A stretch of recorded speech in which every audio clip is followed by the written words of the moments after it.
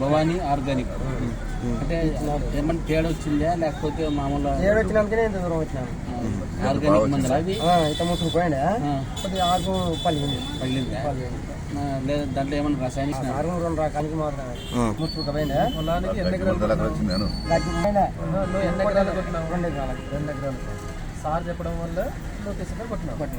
ఆయన ఎట్లా చెప్పింటే అట్లా కొట్టే రిజల్ట్ వచ్చింది. అంతే కదా. ఫస్ట్ ఒకసారి నా ట్యాంక్లోకి ఇచ్చినాడు. ఎక్కువ నువ్వు కొట్టావు కదా, ఇప్పుడు నువ్వు కొట్టినట్టు మిగతా రైతులు కొట్టుకుంటే మంచిగా ఉంటుందా? కానీ ఏదో కొట్టినా నాకైతే బాగుంది.